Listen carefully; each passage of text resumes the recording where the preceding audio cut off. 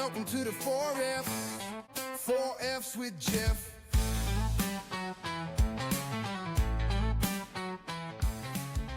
Welcome back to the 4Fs podcast.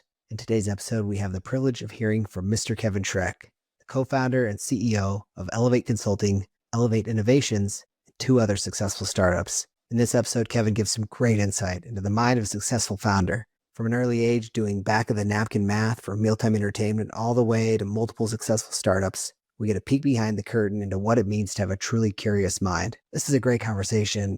I've known Kevin for a long time, and I really enjoyed getting to hear this part of his story. I hope you do as well. As always, don't forget, if you find yourself with no more F's to give, I got you covered.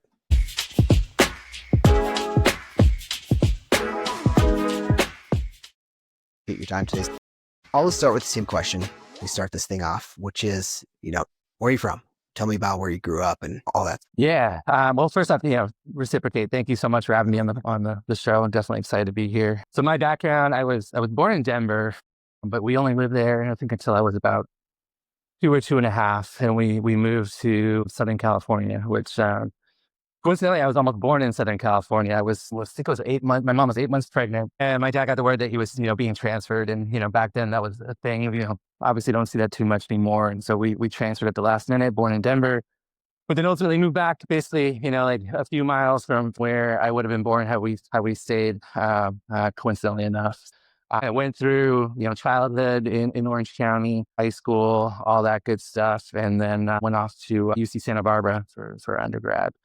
I kind of always had an interest in engineering. Also, my dad was very strict on if I was going to college and they were going to help me get through college, I was going to do something, in the sciences or with, maybe more real world applicability coming directly out of school. So it all kind of jived really well. So with my interests and my interest in technology, so I went there for computer engineering, and yeah, that's kind of the start of I guess everything that is Kevin. Definitely now being in DC, miss the beach and good Mexican food out in California. But, it's everything has their trade-offs, right? And in and out, of course.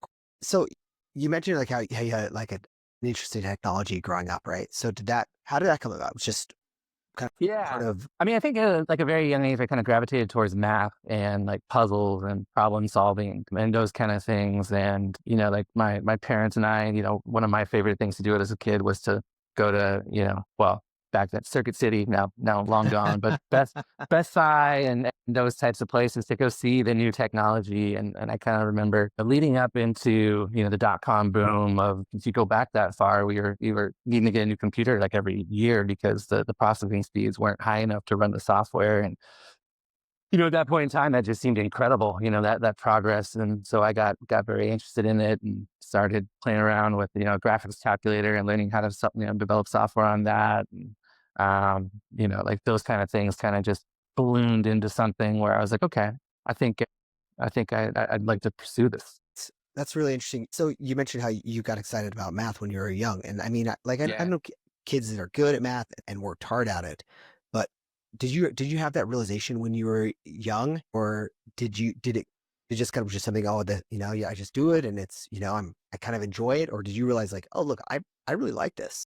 Yeah, I think it was more the latter, right? Like I really enjoyed it, and it was something where, like, when we would, go to dinner with my parents and, like they would do math problems on the napkins and things like that. And, and that again started to kind of take its own shape. And I was lucky enough to be in school programs where, they allowed me to kind of go up a grade or two for math programs and do those kind of things. I definitely, it was certainly a harsh realization once I got to, university level of like, oh man, this is a lot harder. But in the early days, those are the things that I definitely, enjoyed it. With anything, right? When you enjoy it, it makes it a whole lot easier. It doesn't feel like. Yeah. I love that. I think, having that self-awareness, like at a young age, and then also just having the identity, I guess, to be like, yeah, this is what I like. Like I like to solve math problems at dinner with my folks. I think that's pretty unique, man. Like I really do. Yeah.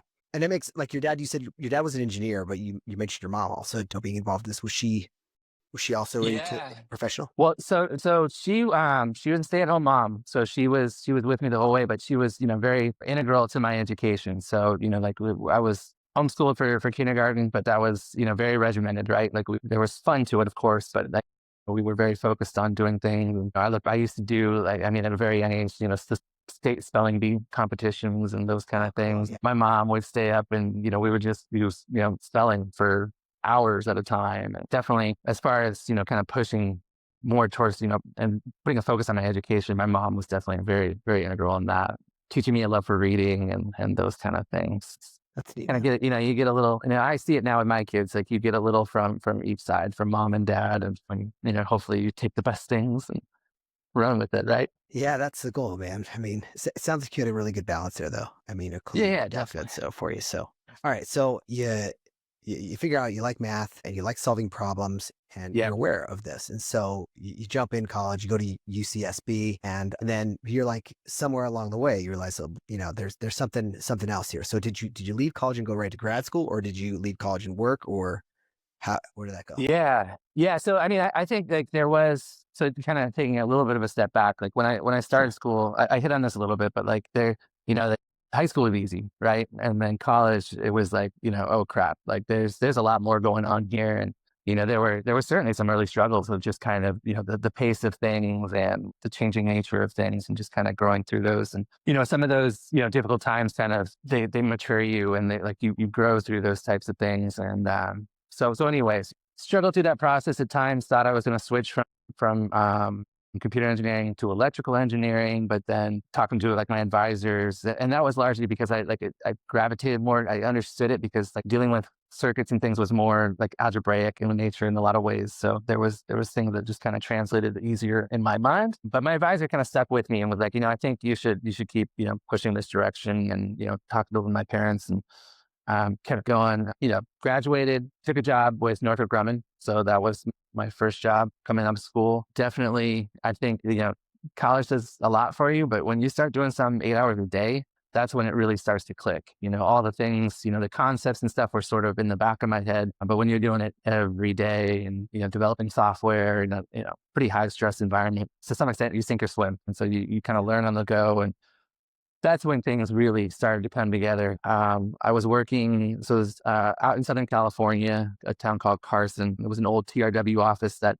when Northrop Grumman had bought them, they kind of melded them in. But I think they bought them in like the 80s, and there were still TRW things on the walls. And actually, that office is no longer there. They moved it away. So it was a project for the Army, doing stuff that, some things that came out of the first Gulf War. The start of the first Gulf War, there was just a ton of fratricide. And if you go back in history, there's a lot of that, right? Like people, the chaos of war, and you're just not sure who you're firing at. And so the idea was to build out a system, that resides in vehicles for the most part, that basically mapped out the war environment. So you knew who your friendlies were. Your friendlies are on the map in blue. Any known hostiles are in red. And then there's what they called it's C2SA, so command and control and situational awareness. So the situational awareness aspect is more the map and the layout, and then the command and control is the messaging aspect. So being able to send, very specific messages for certain things, needing support, or you need medevac, those kind of things that come in. So,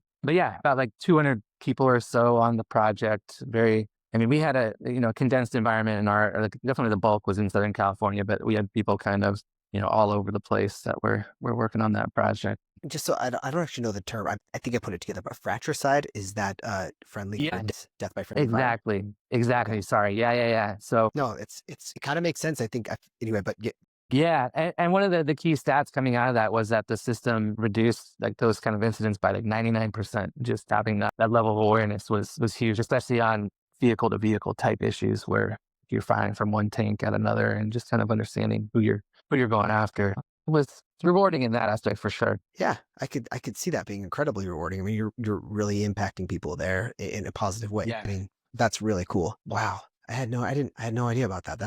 That's really neat. So, all right, so you're working the old TRW office with Northrop, and you're on this big project, a couple hundred people, and then at some point you're like, this is just something changed. I'm guessing something changed in you. Did the project end, or was there like something where you're like, I need to move on? So a couple of things happened. So like when I got there, one, they paid for me to go to grad school, so I did a graduate degree, in software engineering. Okay. I think that's what it was. It's been a long time. About a Cal State Fullerton.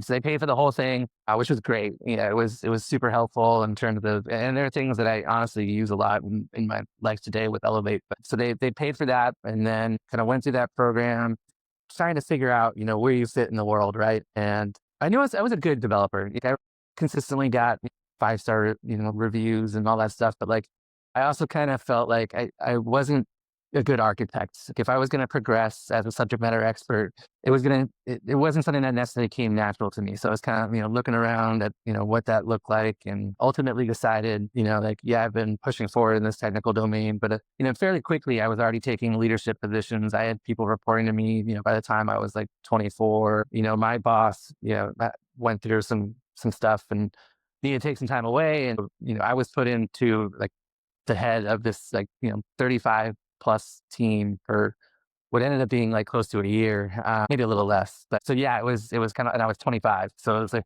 it was a wild experience, but I liked it to a large extent. And so that kind of made me start thinking about, okay, how do I transition into something different? And I also, I love my time at Northrop, but it was very siloed, right? You work on your project, you don't have a whole lot of purview into what's going on outside of those projects. You're dealing with cleared environments, and, it's hard to kind of understand where you can go with things. Now, they did have a program, and I forget what it was called, but it was like, so I was kind of weighing two options. Either I was going to go to business school, or I was going to do this 2-year program that they had that was more, it was engineering related, but also, kind of had some level of assurance that coming out of it, that you would graduate into more of a management position and more of like an overlay across different projects. But ultimately, as you know, I decided to go with the business school route, trying to open things up. And I think looking back at it, I was so naive, like I didn't realize how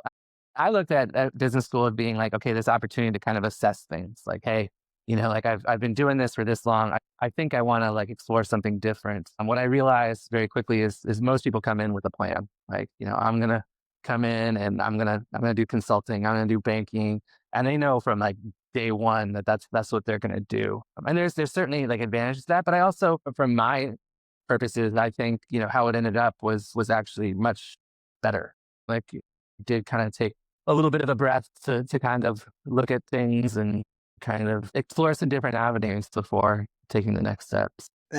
So I want to talk a little bit about that exploration that you took place, but I'm curious on your leadership experience. It's at 25, you're put in front of this, this team of 30 plus people to help lead the project. I'm curious, were you terrified, or was it kind of like, you were young and, you felt confident enough that you could just be like, yeah, we'll just do this. Or I don't know, maybe some. It's like both. Yeah, it was definitely. Yeah. I was excited. I felt like, honored that my boss at that time was somebody that I, even to this day, still really, really respect, and that they had the confidence in me to do that, and that the team supported it. Right, like there was no dissension or anything like that. Everybody just kind of, was like, yeah, let's keep the focus. Let's keep doing good work. But to say there weren't nerves, of course, there definitely were. And that's a totally different. You go from developing in the cube to in, financial planning meetings and people asking you why things aren't done, and, all that stuff. And then the general just leadership aspects of people do silly things, and you've got to take care of those things when they happen. And when there's those big age gaps, sometimes it can feel a little wonky, but it solidified in my mind after that was something that I was capable of doing. And was certainly like a rip the Band-Aid off type of situation, though. Like, it came fast and heavy. And then back then, not to geek out too much here, but like, our whole build process was so bad. It took like 12 hours to build the entire software. So like things would break at like, 2 a.m. So like, the QA folks would be calling me, and then I'd have to like, ideally, at that point, I was still hands-on. That a lot of times I could go in and fix it, but we're talking old school, and like, VPN with like the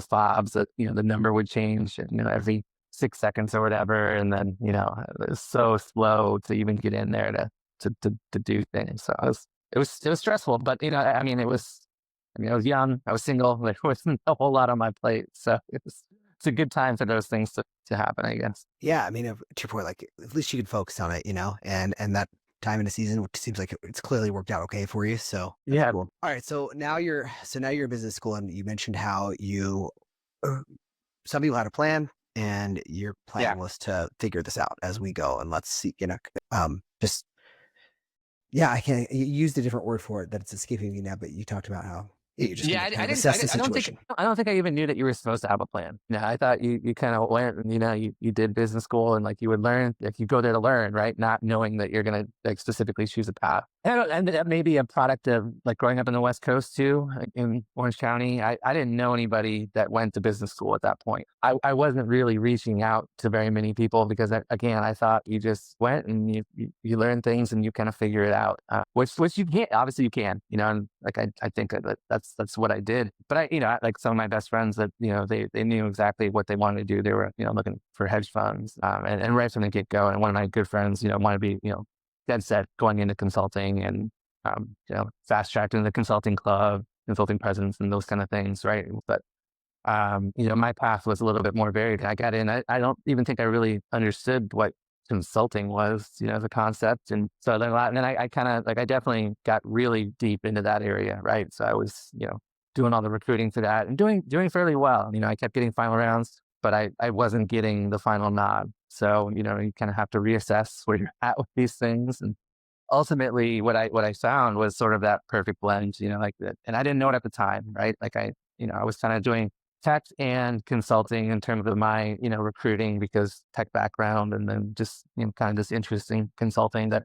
developed, doing like the case interview and stuff I found to be fun. So yeah, so ultimately, kind of navigate that path. I think that while it isn't the most direct path, it allowed me to do a lot of different things, like was the vice president of the basketball club and Oh, that's cool. traveled a ton and did a lot of different things that perhaps maybe I wouldn't have done especially if I was looking at doing iBanking, like those guys, who were out in New York every week and, really focused on that. So yeah, and then ultimately that's how I met you. So, coming out of that, I got the job with Microsoft in their consulting practice. Like that's what I was kind of saying. It was kind of that serendipitous right blend. I had originally, when I interviewed with Microsoft, I had interviewed for a job out in Redmond, and they liked me, and they said they wanted to put me out to the second round, but they were like, well, given your background, the stuff that you've done with Northrop, we actually think you should go out to DC and do your second round in DC. And I was like, you know what? Sure. Let's do it. I will say, like, I wasn't super keen on getting back into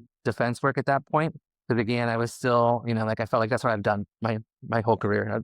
Although I did before I started business school, I did a little freelance type stuff, started my own kind of S Corp and worked with startups. And so I had a little bit of flavor of that, but again, it was small, right? We're talking like a year tops. So anyways, yeah, so that's kind of where, when it finally came together, and then had some decisions to make based on the offers that I had, and ultimately did decide that, Microsoft was the right path. I think like it was, I'm sure you had a similar experience, but like it wasn't a lot of direction on what it was that we were going to do when we first got hired. And so, we had to kind of, figure that out along the way, but ultimately became a really great job, something that I really, really quite enjoyed doing. So, yeah, it was being cool. a roundabout path, but a good one. Yeah. And, I like the way you said it's a kind of serendipitous the way things work out, right? I mean, it's so frustrating. I think it's so frustrating in the moment when you're just like if you develop a plan and you're like, to your point, like, I'm going to work in consulting, and then you're like going for it. And you're just, why isn't this freaking working? Why can't I do this? Why is this not happening?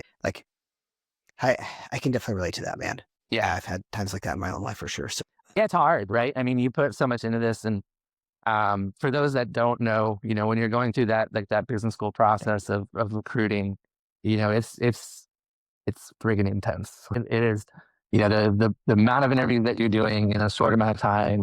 There are weeks where you're doing 15, 20 interviews. It's a lot, and then you get into the second round with these things, and you're traveling to go to these places, and going through another ringer of a gauntlet of interviews. I don't know if you had the same thing at Microsoft. My second round of interviews was 6 interviews. Like it was intense. Like I was going through that same process with Bain and BCG and Deloitte Consulting. You get to those final rounds and you're thinking Accenture as well, and then you think like you got it, and then you don't. And there's certainly that disappointment. But when you look at back at it, like there are things where in your life where you think like, oh man, like this is just not fair, right? Like it shouldn't go this way, and things work out, right? Like you keep moving and you keep learning, and certainly I don't think I'd be doing what I'm doing now if I'd gone that route. And not to say that it would have been a bad route, but it certainly would have been a different route. Yeah. And that's, everything you just said totally resonates with me. It's like, it's especially hard when you're in an environment where you see your peers and they're like, Yeah. getting jobs and you're like, what? I just, you can't figure out why it's not working out for you. And then finally down the road, you can say, oh, this is this is how I'm in the place where I should be right now. But in the moment, man, that's really hard. I totally get that. All right. So you land at Microsoft and you're right. It was the environment was, we'll kind of figure this out. Yeah. And and you figured it out. You had a great career at Microsoft, right? How long were you with the company? Like almost 5 years. Yeah. Almost 5 years. Yeah. Solid time. Yeah. Yeah. I mean, when we first started, I mean, they were great to us. Don't get me wrong. I mean, like taking us down to Atlanta and, concerts with Maroon 5 and Bon Jovi and, some really great times, but we didn't have much to do, which, when you're used to, in a career environment, and I think anybody would feel this way, you're hired to do a job. And if you have nothing to do, you're kind of thinking, am I going to still have this job? So we did some re-interviewing and things and, like they originally started kind of positioning me to go back into DoD, and I was direct, and just said, hey, I'd really like to try something else. It doesn't mean that I wouldn't, circle back towards that, which obviously I have now, but like at that moment in time, got more into initially justice and public safety. So was working down with the state of Florida on some things, but very part-time. And then that bloomed into an opportunity with state and local government down there. So then was working with the Florida Senate and what was the other one? I can't remember the acronym, but effectively their education, like their DOE equivalent. I don't think it was called the Department of Education. But it was an interesting one because that's kind of how, I kind of like, it was like a fire, right? Like the client was mad. Microsoft was not in a good spot at that moment with them. And both were right, kind of coming into this. And, like it was my first real experience with Microsoft as a project manager. And, I was thrown into meetings where like the lieutenant governor of the state of Florida was in on these meetings. And, like one of those, and it ended up being, it was incredibly stressful, but it was the way that I was able to prove myself in that environment. Ultimately like the GM that I was working for, really, was like, extremely appreciative of, staying calm and that getting the right people through and ultimately getting that to a successful outcome. So that was kind of the catalyst to kind of getting things going, and then went from there up to the state of New Jersey, and I ran a large portion of that. Certainly a huge team effort, but when we started, it was around like $200,000 a year, and when I left, it was somewhere closer to 10 million. So we had some really good people up there that came in and did some magic work up there. So it was fun. It's a lot of times on the road too, though. Yeah, that was the 4 nights a week or 3 nights a week, 4 days a week on the road every week. Catching the train up to Jersey or catching a flight. Catching the train or catching the flights. And then, of course, there are fun aspects to that. Don't get me wrong. Sure. But it gets, when you're staying, it was over 100 nights a year in a hotel. It definitely could not do that now. No, yeah, that's too hard. It's hard on your relationships at home. It's hard on everything, hard on your body. Exactly. It's hard on all of it.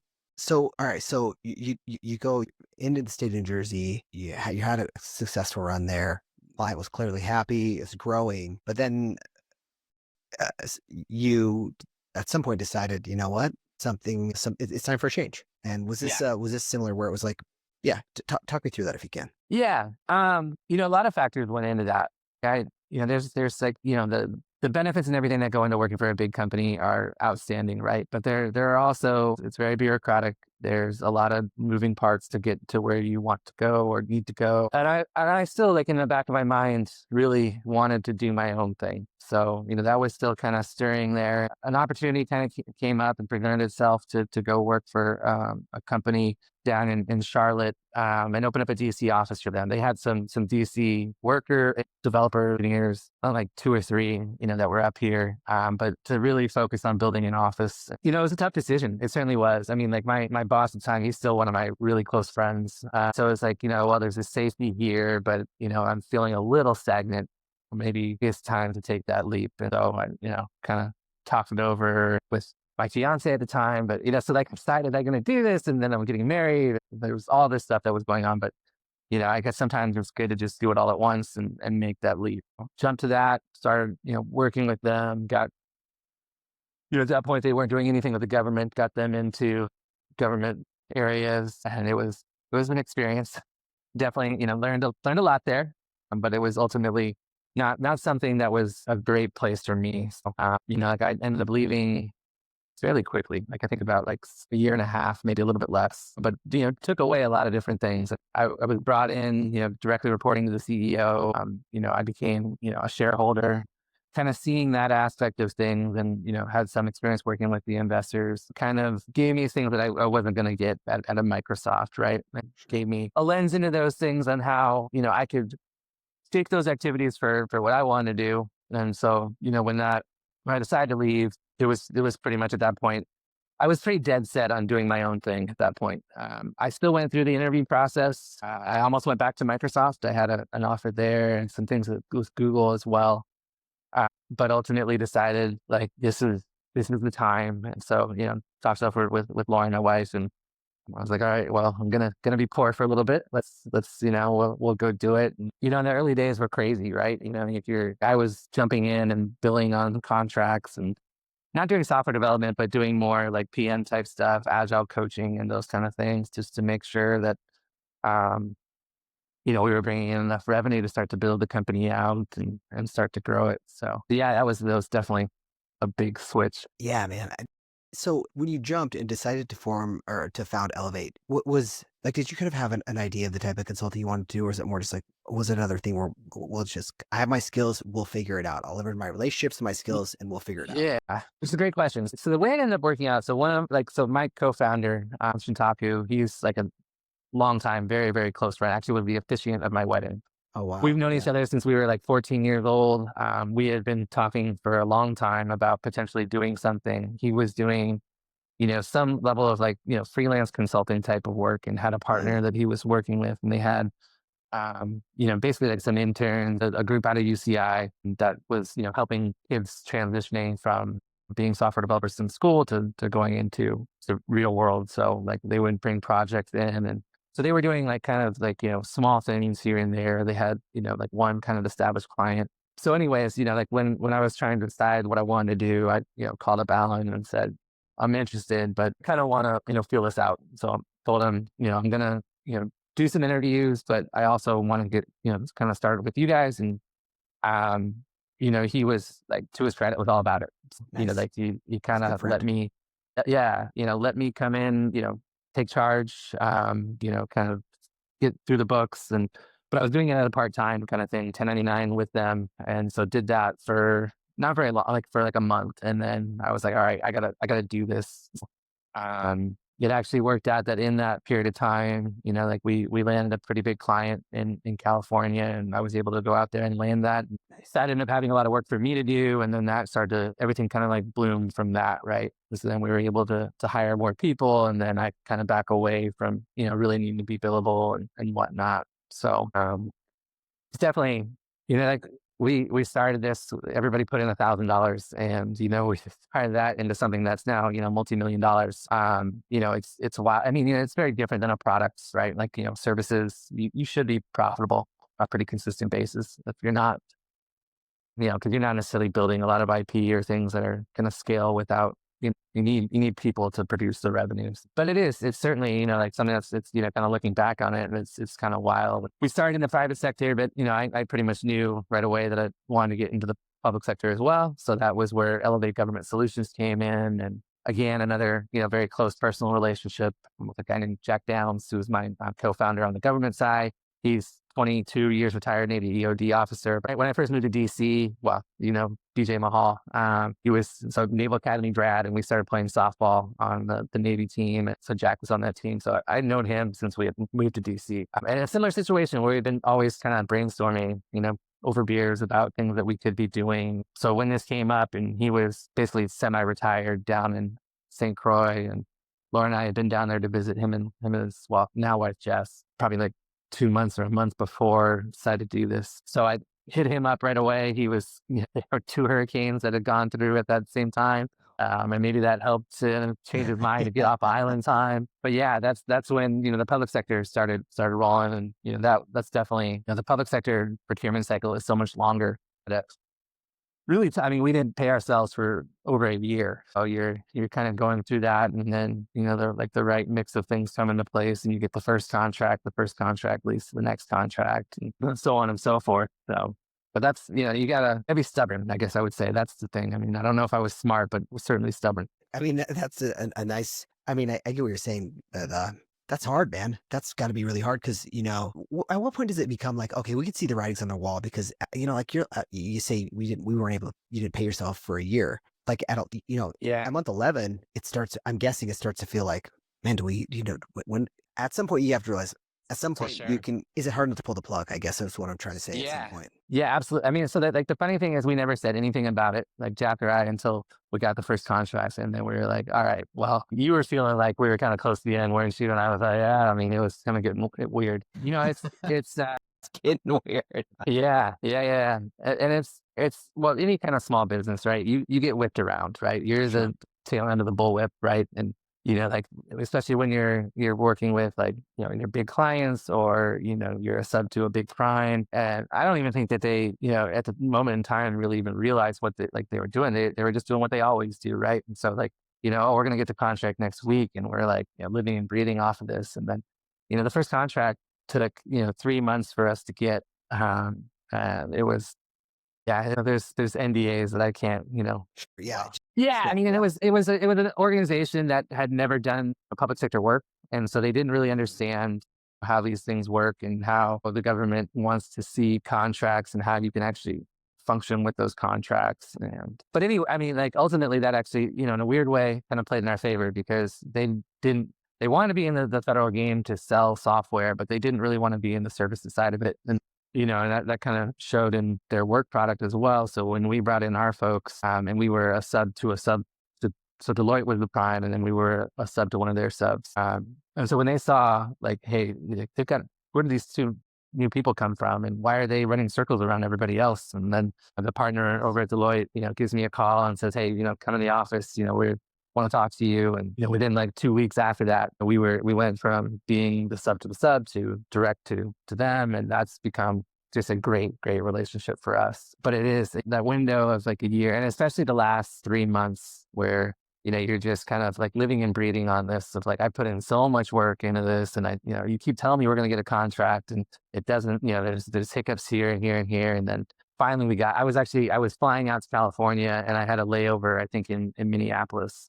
And ran into the Delta Lounge to just had to print it, sign it, and then scan it. So needed the business office and all that stuff, and got the contracts, and it was this. I mean, it's just relief of finally, I think that's up to the government. I mean, it's a good business, but it's so there's chicken or the egg. So the entry point in is sometimes tough. If you're already working at a place, there's a long history of people branching off of. I've been working with the FAA forever. They really like what I do, so I'm going to start my own thing and get right into a small contract and build from there. But when you're kind of on the outside looking in, it's a tough beast to finally get in because every contract goes, okay, well, what have you done lately? What do you have 3 past performance that fit this dollar mark, this capability set?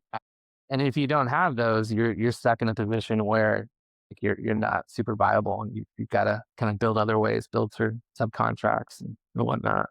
That's a brutal process. I mean, I can just imagine this thing that you invested your money and you're getting to the end of the runway, and just for the last 3 months, just keep thinking, it's got to be right there. Like you said, the way living and breathing on it. But gosh, there's one anecdote that I think I can share. It's just kind of funny, and this is just the lack of, and they were all, I mean, truly great people, but they, didn't understand the government process. And so the one of the people on the contracts office was hey, how about you write the contract for us that we'll sign with you guys? And I'm like, well, that's great, but I mean, it's bad because we don't have money to have our lawyer do that. Yeah. But also you're kind of giving me the keys to go do something, which somebody in your contract office eventually is going to say, this is a bad idea. So that's, nobody else does that, right? You're not going to let somebody, write their own contract, and it wasn't there was a negotiation. I mean, they were this is our rate, we'll give you this. And I was yeah, that's good. We're good to go. But, those kind of hiccups where it's we're waiting for them to just give us the contract. And it's like, well, why don't you write it? And I'm like, I could, but I don't think that that's going to be what you want. Yeah. So did you ultimately end up writing it, or did they finally? No, cooler heads prevailed, and they realized, they're pretty large corporations, and they're going to have like their things that they're going to want to see in there. We obviously, we wouldn't know them, and two, we're not going to structure things in a way that's not, beneficial for us, or at least mutually beneficial. Yeah, It'll end up working out. That's cool. And now you've clearly found your place, right? Or I think you have. I should ask. Like, it feels like you spent the year, and yeah. So if you can tell me and whoever's listening to this about where you see the niche for Elevate, and you mentioned, side note, there are two parts to Elevate. There's Elevate government, or is it Elevate public sector, and then Elevate private sector? Yeah, so there's Elevate Consulting, which actually is being rebranded as Elevate Innovations, and then Elevate Government Solutions. So, they're conjoined entirely. Like when we do all hands, everybody's there, but they are separate entities, and the reason we did that, we didn't want to push down, the government has a lot of requirements from daily timekeeping. We have a facility clearance, like top secret facility clearance. So like there's a lot of restrictions around that. There's certain accounting restrictions that are pretty heavy and ultimately kind of costly too, because you have to have all these compliance tools that are in that. So we kind of wanted to keep those separate, but they are jointly run. It's been an interesting year. Like there's like everybody's been tracking what's going on in the government. I think, at least like hearing in the news that there's been a lot of change, but also not a lot of change. And ultimately, I think there's been just kind of a lack of clarity on where things are going to go. So, we've had a number of contracts that have been canceled, and some of these things were happening before the administration changed too. We got on the COSB4 vehicle, really excited about it. That was, this was like 3 years ago. But it's been protested so many times that it's still like on life support. Maybe it'll come, but doesn't look like it. And there have been a number of contracts recently that have just been outright canceled. So those things are frustrating, especially as a small business. You put a lot of money into going after these contracts, and when they just dissolve, you're left with nothing. So you're kind of just like, well, I don't know, do I go after these things anymore? So what we're doing is kind of pivoting to go more direct. We're looking at, SIPR programs, OTAs, a lot of these like non-standard contract vehicles, which in the new administration are actually carrying a lot of weight. Like they want new tech, like the way that I see it, like if you want new tech and you want it at a competitive price, I mean, we're, less than half what the big guys are. We're right in your wheelhouse for that. And that's how we've been positioning ourselves moving forward. Very hard into cleared spaces, doing partnerships with a lot of emerging technology companies. So everything's still kind of not quite gelled yet in the contracting landscape. Just a couple of weeks ago, had another one on the Site 3 contract that we're on with DIA that we had submitted the proposal at the end of last year, and it just got canceled. So, you're waiting on these things. Yeah. Is there some PTSD with that when you're like just coming back to this? Totally. If you're Oh yeah. And now it's like there's a lot of dollars that are going to this because we're paying people to go and do the proposals, and it's not just your own time at this point. So it's a bit stressful on that side. But I do like I'm actually some people are not. Like I'm pretty optimistic about where things are going. I mean, I think that like again, if you really want to do cutting edge technology, if you're leaning heavily into AI, DevSecOps. Those kind of spaces where we're pushing forward and doing, things that historically have not been done in the governance space. If you want to do it, successfully and at a competitive rate, I mean, that's really who we are. So yeah, we just got on a contract at VHA. So, things are progressing, and we're actually, making the change internally to be structured to be a service disabled veteran-owned small business. So getting that set aside, and it maps with where we're going, right? We're doing a lot of our work with DOD and DOE and some other places where security clearances are very much a requirement. So yeah, and then, well, go ahead. No, I was just gonna. Well, okay, thanks.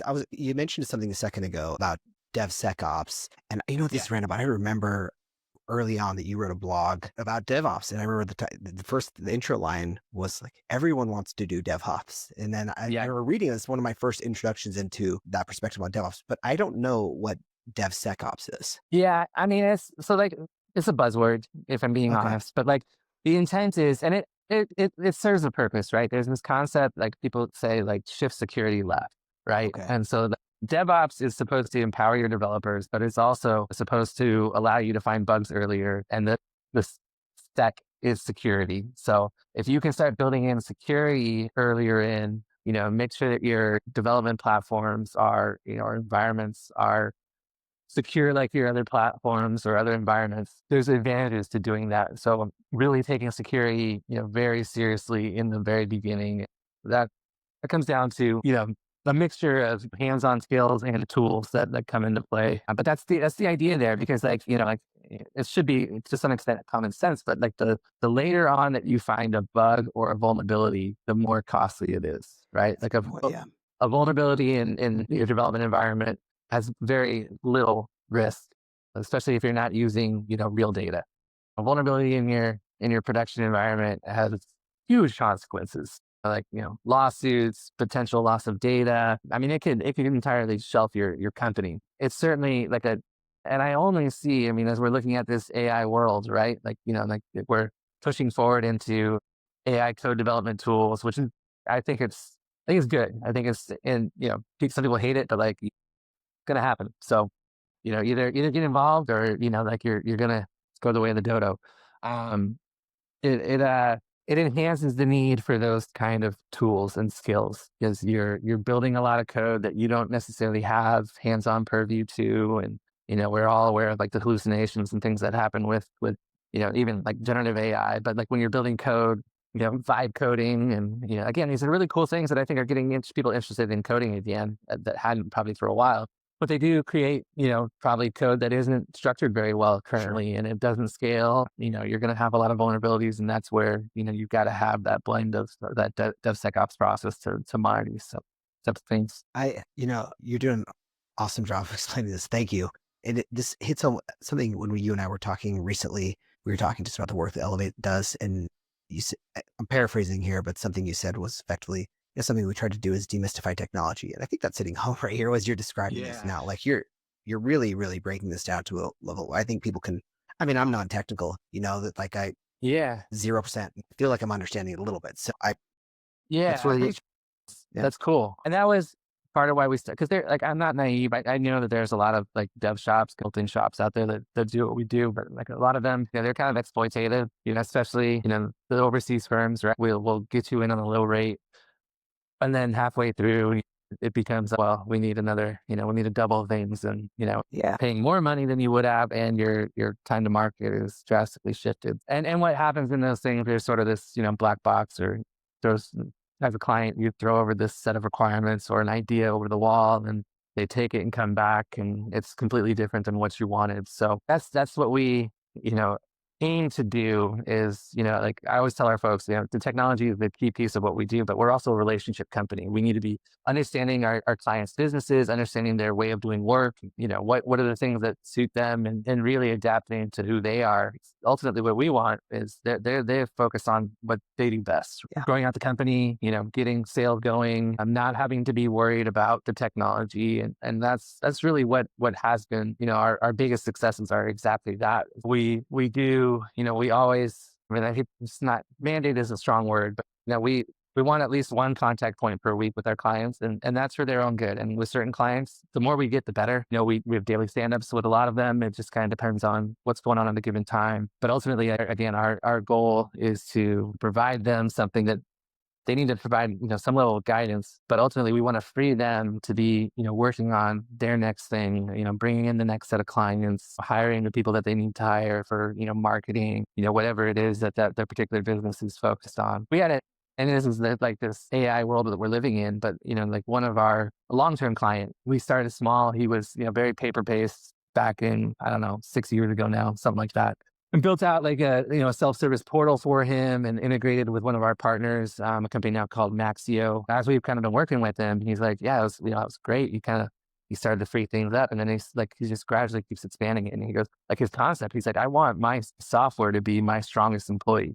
Like that's really what, we're trying to do for him. And that doesn't, he's not letting people go. He's moving, like those people are, their jobs are being expedited so that they're able to focus on growth and bringing in new clients, and the smoothness of the process is it's incredible to see. And that, like, I think folks that are taking that kind of an approach, and he's like a mid-sized business, so not huge, but like when you kind of look at it through that lens, there's a lot of games that can be made. You don't have to necessarily be out there building the next Uber or something like that. To some extent, what we're, with software and AI are now coming into play even more, because there's like this, kind of app. What's the word I'm looking for? Just a hesitance to want it. Like nobody really wants to download another app on their phone anymore. Sure. People are fatigued from Fatigue. So there you go. But looking at things for this, where are the next opportunities? And that's where I see a lot of the next opportunities are in those kind of spaces of helping people, boost production, integrate their systems, make sense of a world where there's so much data. We're piping in data like at a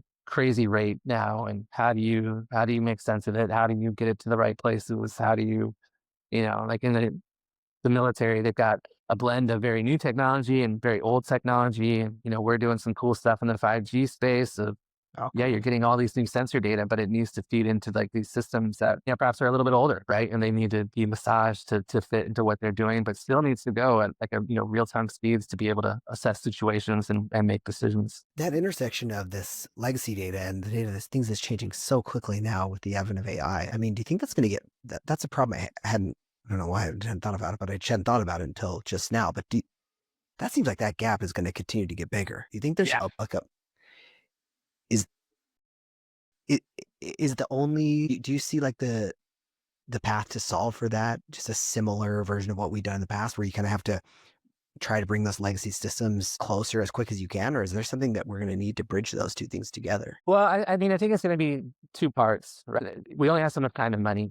So, Sure. Like certain legacy systems, and sometimes things that are only like 3 years old are now being considered legacy. That's because wild. things are moving so fast, right? So I think that there's going to be both. At some point, there's going to be like some movement to rip and replace things. AI starts to really deliver on, agentic AI and things like that start to deliver more than they currently are. You can see some of those things, obviously, being replaced by that. But I do think, data is going to be, well, it already is. Data has been valuable for a long time. There's, everybody was amazed, back in like the early 2000s that, Gmail was free. Well, it wasn't really free, you paid for that. You just didn't realize you were paying for it. So, like one of the problems that's going to be consistently happening is, there's hallucinations, but, like there's also an abundance of data. And so, when you're creating data doesn't have to be factual, trying to make sense of that. And, as you have this boom in data and you have machines talking to machines, how do you actually decipher, what is real versus what is not? And we're already seeing this, right? Like, it's very confusing, even just to understand, like a video you see online, was that real or not, right? And that's just like, that's the small component to, like when you start getting into global conflict and different things like that, where you got to be sure that your data is correct, right? Yeah, that's a super interesting point. This idea of like, well, if there's an LLM, a large language model, or a large language learning model, whatever, if there's, some version of that out there that's referencing data that, it believes to be accurate, but is inaccurate. Like, how do you, what's the solution for that? Is it a good data labeling solution, Yeah. But that's kind of like, good data labeling that's another expensive process. That's where, like, how ChatGPT, when it first hit on the scene, like the level of effort that it, of course, the underlying technology is phenomenal. Like, it's very cool stuff, right? But like, there was a whole lot of stuff going on and probably what, for lack of a better word, third world countries where they were just labeling data, right? Going through and, selecting this is a giraffe, this is this, this is this, this is this. So you could feed the model and grow it out. And even when we look at efforts today, like there are, a lot of the cost that sometimes is incurred is that labeling of data, at the upfront, to get to that. So, but yeah, you're right in the sense that, like a mistake in that environment can compound upon itself. What a lot of people are doing is they're not just relying on one LLM. They're kind of taking, a multi-approach, using, sometimes several, and rinsing them back through another one on the end.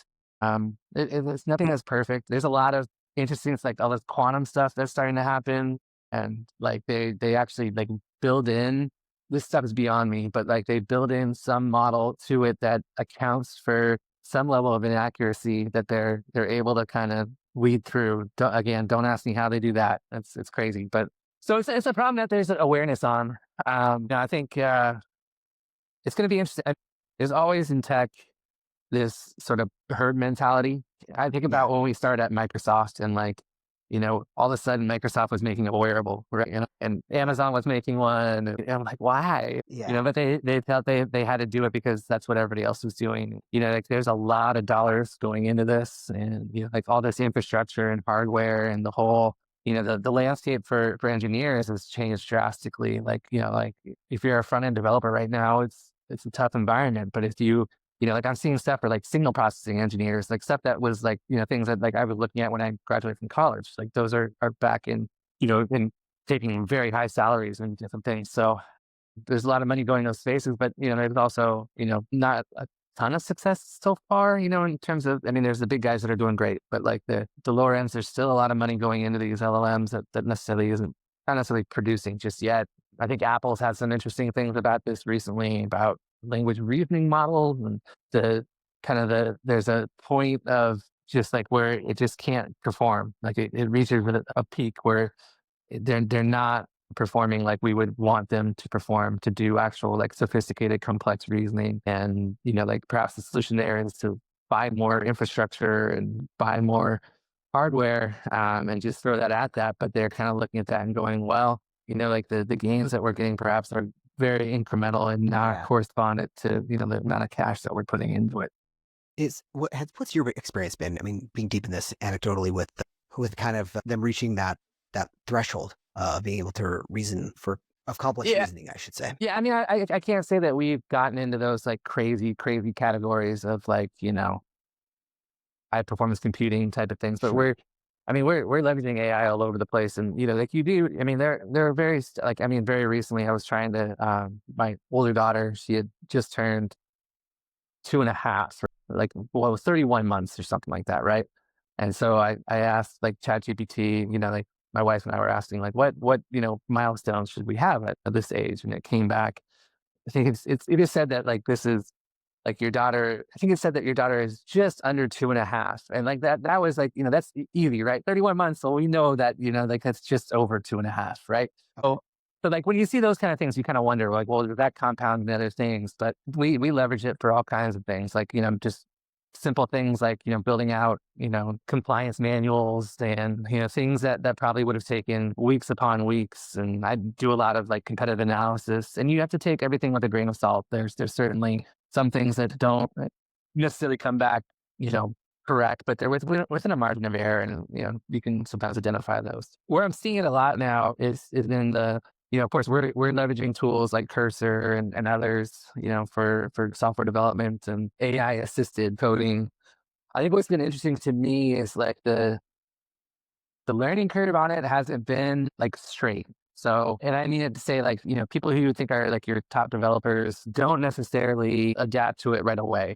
And there's really great aspects of it, but there are certain situations where, it does almost feel like you kind of get like a hyper reliance on it. And in some instances, it's actually slowing things down. Now, some of that could be just that this is all very new. We're going to see people get used to these things. Like it's kind of like getting into, and, the IDEs back, 20 years ago of integrated development environments, just kind of having those versus just like a command line prompt. So yeah, I think we're at the very infancy of this stuff. So I think, everybody's thinking like the world's going to collapse, and, and maybe down the road we do get into a Terminator type of situation, but we're not there.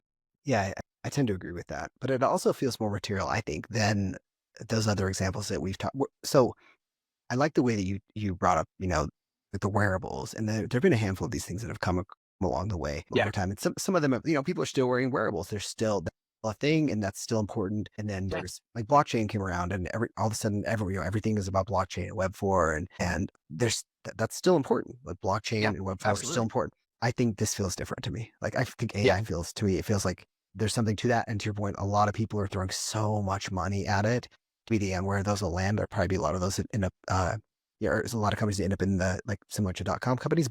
I don't know. Do you think that this is really one of those things that's, I think you said we're at the infancy. I guess what I'm saying is I totally agree. Yeah. I don't know. It feels like there's a lot more here too. There is. Well, because it's also more attainable. Like when you, like even now, yes, like blockchain and, I'm actually invested in a company that's doing like the convergence of blockchain and AI. I really see some cool kind of applicability there. But you can't just like the everyday person. You like literally you could put a 5-year-old in front of a, a chat GPT screen and have it talk to it, and it gets it back, the kid can have a conversation and you can have data exchanged. And so it's very attainable. Whereas like something like blockchain and even wearables, sure. But, so yeah, I definitely think that it's more attainable, it's more applicable, it has a wider array of things. I think that and this is true about any industry, there's going to be a race to the top, right? Eventually some of these things are going to fall off, right? And that's where I think that Microsoft doesn't make wearables anymore. They got out of that game because it didn't ultimately make sense, and like the herd mentality there, they've got it, we've got to have it, those kind of things happen. And but this is definitely different, but it also is, at what point building dozens and dozens and dozens of data farms, and at what point do we reach, does that make sense? Hundreds of companies be doing this, and is that scalable? Does it make money on the larger, across the broader economy?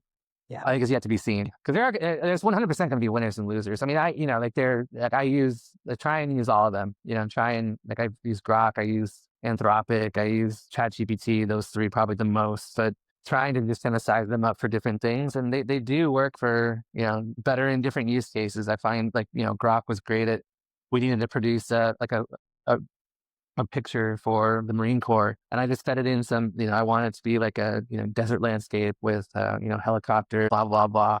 And it spit something out that's like 90% great, and ChatGPT spun on that thing for hours upon hours and just kind of missed the ball, right? But then on the flip side, I was doing more competitive analysis. I had like a conference that we're going to, and I just kind of, fed ChatGPT. I said, here's a list of, a page, here's the URL, here are the sponsors. I want you to take them all, give me their market size, how big they are, headquarter location, whatnot.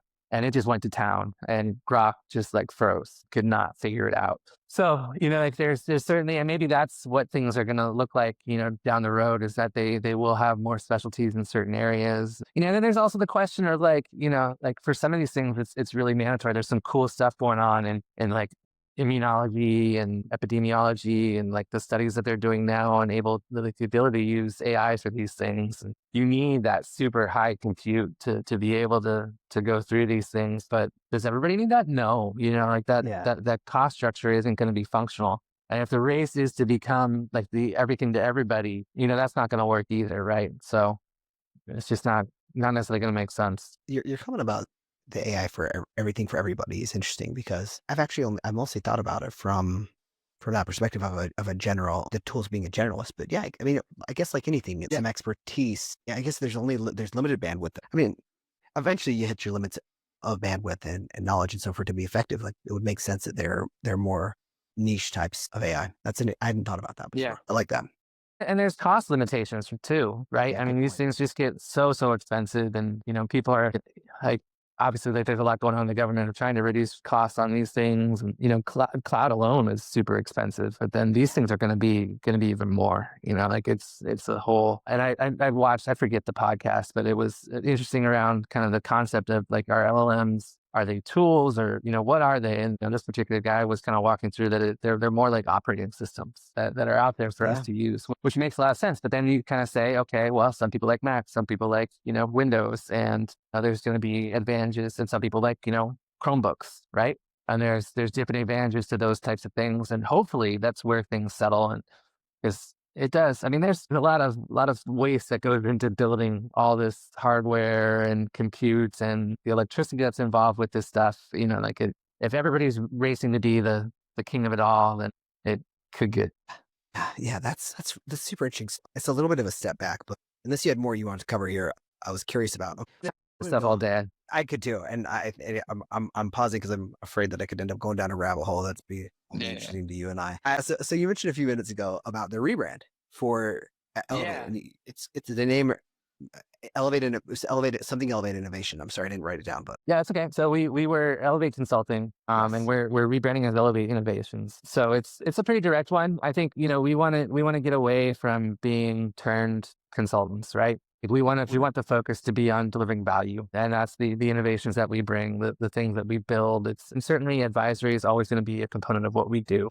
People bring us in because they either don't have the time or they don't have the skills to do what we do. But I think it was an important designation. I think there's a fatigue to the word consulting in the current moment in time as well. So you can't run from that. That's certainly true across the board. And I think like the consulting firms are reconciling with that as well of what that's going to look like for them. But yeah, I mean, I think it's more representative of who we are, what we do. So yeah, we're in the process of getting that going. We should have that squared away, I think, in the next month or two. It's cool. Do you have anything that you're going to be building as in something early there to complement the advisory work, or is it is it specifically focused on some things for the customers as they arise? Yeah, I mean, it's both. I mean, we do a lot of stuff internally that, maybe someday we'll turn it into things that we, push out to the market. It's hard to do both, right? And we explored building out like an AI tool.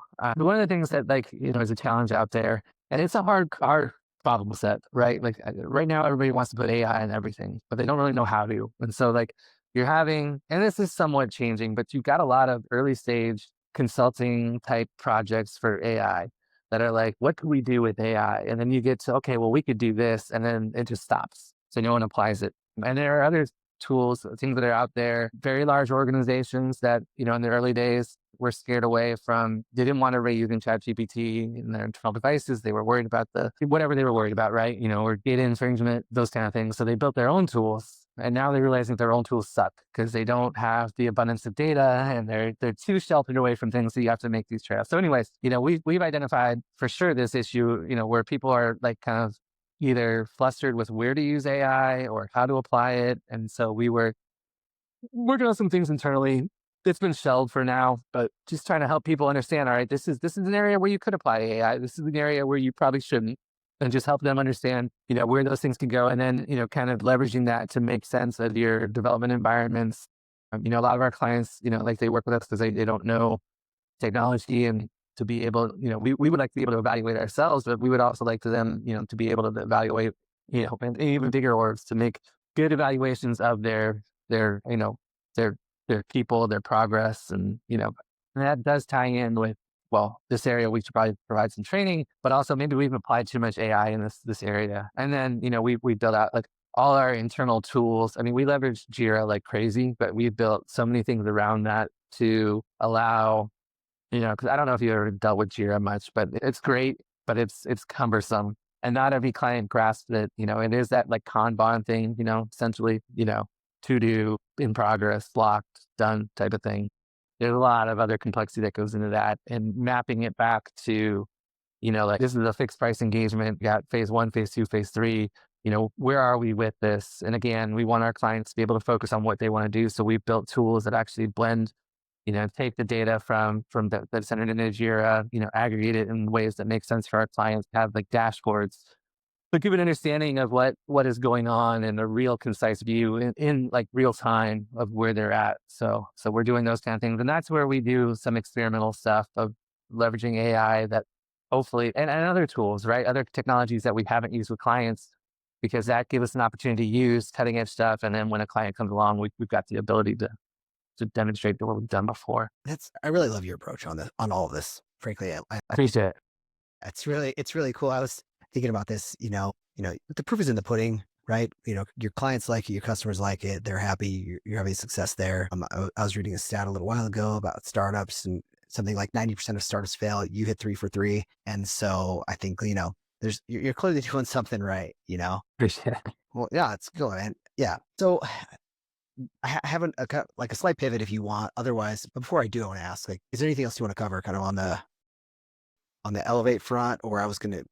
Oh, I mean, I think I hit on the public sector. The private sector is just the investment dollars have slowed down. I think everybody's fixated on AI, so they're not developing a lot of applications right now. But we're already seeing that start to change. Our pipeline is deeper than it's ever been. So, I think that's good, because I think people are starting to perhaps get back into the business of innovating, not stuck in that paralysis of okay, I've got to have the next, big AI tool, or I've got to jam AI into my existing thing. And, now it's more let's focus on, because so another interesting thing, and this is somewhat of a segue, but we were having this conversation. It was with a Marine Corps guy, and I forget his name, but there's a group that we're involved with, and he had left active duty, very successful, but has come back into an AI capacity, kind of leading it. And he was talking about how, historically you've taken kind of an approach where you have the technology lead you to the problem set. So like you start to build things out and then kind of, you test it out and then you narrow it, you test it out and you narrow it. And he was saying with AI, where we see the most success is when you start really from the ground up, where you select a very specific problem. You don't try and boil the ocean and say, we have this problem, whether, retention or whatever it is. Let's slap an effort of AI on this specific thing. And I've seen that play out to be very, very true. It's not great for like the business economics of things, right? Like that's not what investors want to hear. They want things that can be really spread across certain things. But if you want to be the most successful in this, if you can pick a niche or an area where you have a problem, apply AI software, people around that. And I think in the current world, you're going to be way more successful than anybody else. I 1000% agree. That's also like fundamental, business principles, right? Like find a problem, solve it. If it's already been solved, solve it better than someone else can, and Right. you'll be successful. It's the cliche, always build a better mousetrap, right? I think that's a really great point, because right now it's hard. It's really hard because there's so much that people can do with AI. I think that, to decide exactly what you're going to do and how you're going to apply it and have it give tangible results outside of really fun search results is hard for people. It's hard to For sure. apply in business. Yeah. And you can, for simple applications, you can just use, ChatGPT command prompt to do a lot of things that historically required a math. Yeah. And then Totally. then you have the vibe coding aspect where people are building things, in a weekend, and they seem really cool, but they're just not very well constructed. And, then there's a whole, like, still gotta sell that thing. So there's a lot more that goes into it than just building it. But yeah, so I do think, having focus and purpose, I think and don't go in and say, I'm going to, use AI to change the world of marketing. Well, no, like narrow that in. Let's talk about like, what marketing, what aspect of marketing, what sector, what size companies, really, really be focused. It doesn't mean that you won't pivot, right? But I think when you go with that focus, you're going to get better results if you're leveraging AI. I like that. Focusing on the problem and still leveraging AI to solve that problem versus the alternative. I think that's really smart. I like it a ton. We covered a good amount of stuff, but I was just thinking, as we kind of look backwards now through your 3 startups and, not just 3 startups, but your degree, your grad grown up, from math on the back of a napkin at dinner to what you're doing now with AI. Something I've been thinking about a lot recently is failure and lessons learned from failure. And I was curious if you had any thoughts on that, on things that you've learned as obviously you've had a lot of success, but maybe there were failures, some smaller failures along the way. And have you thought about that at all? Yeah. I mean, you always try and avoid failure, but like in the reality, like, failure, you learn perhaps more from failure than you do from success, and, kind of position yourself for the next great thing. I can say, like, even just from like, starting a company with, 4 people, like you lose more than you win. And the losses, they hurt, but that staying stubborn, staying focused, especially right now, making sure, and there can be we've been doing this for 8 years, right? And the stuff that we were doing 8 years ago, some people would buy it, but not very many, right? Like it's changed that fast. So, you got to be focused, but also aware. And that's a tough, like you find something that's working really well, it'll work until it doesn't work. So making sure that you're kind of taking the steps back to kind of look at things, that there's certainly, the number of, when I first started Elevate, I is still like his mentor, great guy out in San Diego. And he connected us with a guy that owns his own company doing, DOD type stuff. And nicest guy in the world, brought me into his office and to show me like a stack of papers that he had that was like, must have been like 5 feet high. He's like, those are all the proposals we've lost in the last 2 years. It's like, and it's like, I look back and then I go, I don't know why we did those, or maybe we shouldn't have, but like you got to be conscientious of where you're putting your energy. And that was his message, was like, like you can hustle and hustle and hustle, but if you're not putting it in the right direction, you can burn yourself out. But yeah, I think that, kind of throughout those different periods of time, you learn new things, you adapt to those things, you grow. And hopefully you don't let failure, just kick you from the curb. First time I applied for business school, I didn't get in. Really wanted to go to Michigan, and I didn't get in. And I got into other school, and I decided I'm going back at it, which was hard. Could have kept going in another area, but decided I'm gonna, wait a cycle, redo it, and that ended up being one of the smartest things I ever did. So, when you get kicked down, just pick yourself back up. And if you do want to go down a entrepreneurial path, get ready for that because you're going to get kicked down more than you get kicked up. And it's a very rewarding experience, but it's, there's the sleepless nights that come with it. And again, just being stubborn in the face of, just kind of the bureaucracy, just the machine that is the bigger world is tough. Yeah, I mean, you mentioned focus but aware, and I feel like that's for me. Like as I've been writing a few things down over here as you've been talking, like that awareness, like awareness of yourself, awareness of the macro landscape, and just awareness of the company and the in between landscapes. That sounds like that's something that you really have, and I think that's I don't know. I just said that stood out to me because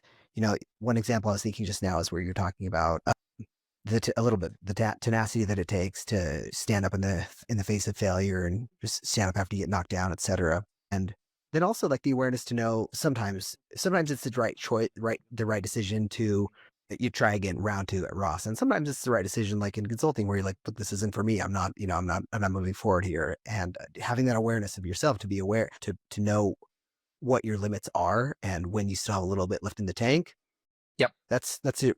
I don't know. It seems like that's been, I don't know if that's anything, but it's, you're where you are now. And I like that you separated those things out. So thanks Yeah, for sharing all. yeah, for sure.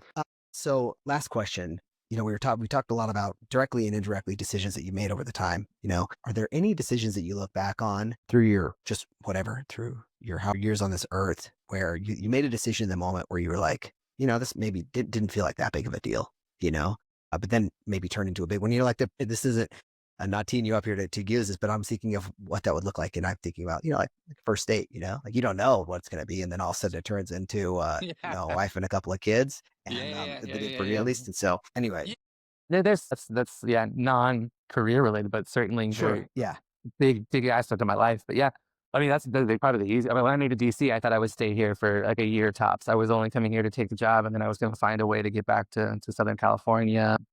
And like, everything else took off. Right. And so I ended up loving it here and those kind of things. And obviously, met my wife at a party for a 6-year-old dachshund who's now my dachshund. So That's a lot of cool stuff there, 2 kids, a house, all that stuff. And those things like, that's the thing that, makes me who I am, much more than the career and those kind of things. Like that's what keeps you grounded. If Lauren wasn't willing to go through this with me, deal with like, when you're going through these like these rounds of getting kicked and whipped and like it's stressful and you get moody and things I'm not always the most pleasant person to be around when we lose a contractor, things like that. But in terms of things that like from a career aspect, like the 2 jumps that I made going from working at big firms, like when I jumped from Northrop to doing my own thing, and then when I jumped from Microsoft to Level, I think those were like, aside from like scholastic type stuff, like those were kind of really big deterministic factors in kind of where I've gone with things because they allowed me to see things from a much more unstructured level, which, when you work for Northrop, you work for Microsoft, you're kind of like things, the higher up you get, the less described your job is. But certainly in the early days, like when you come in as a developer at Northrop, it's fairly well described. And of course, again, the more you move up the chain, it becomes less and less, it becomes more opaque. But, having those kind of things at like an early age, I knew I was going to business school already when I started my first venture. I knew there was going to be an endpoint there. And if it didn't work out, I would just, I was living 2 blocks from the beach. I would just surf. It was what it was, but it ended up being great. I made a lot more money than I would have at Northrop, but then I also learned a lot more about that landscape. Kind of the things that I learned along that path are things that I still employ, especially when we first started, just kind of that understanding of very basic things that you just, you're not looking to go set up a bank account when you're working for Microsoft, or a business bank account or get a relationship with a lawyer or an accountant or those kind of things that become, like our attorney is phenomenal. So, and our accountant as well. So, like those things, like you need those kind of, you may skirt over those things, not thinking that it's, core to your business, but you need those support systems in place to be able to do the things that you do. So, but yeah, that blend of just kind of the big corporate side and then just these jump offs is just kind of bringing those 2 together, I think have been kind of critical to being able to, jump in, be successful, navigate, the ups and downs. And like I tell everybody, it's a sine wave, like it's up and down, but like it's pointed up.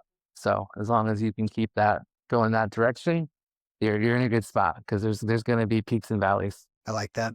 When you were talking about the sine wave, and I know that's not exactly what I know it's not exactly what I'm about to say, but it also reminds me of the connection with surfing that you were talking about. It's a similar shaped wave, and there's a little full circle for you there. Anybody that wants to talk, I mean, again, like I tell our own people, I mean, we're in the relationship business, and I love talking to, whatever challenges you're facing, you're looking at, a new tech or things that you're trying to, produce for your business, and those things that we don't charge for. So you want to just kind of talk through things, just kind of spitball, we love doing that.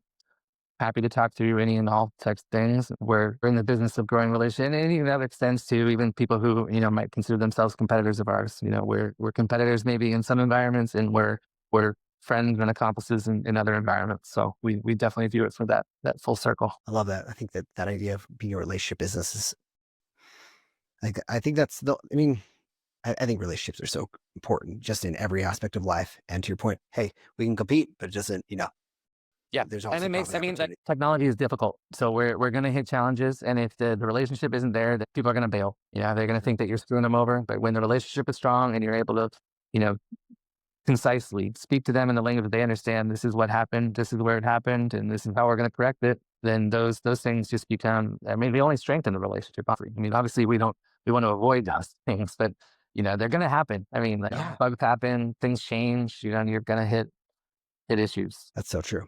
I love that.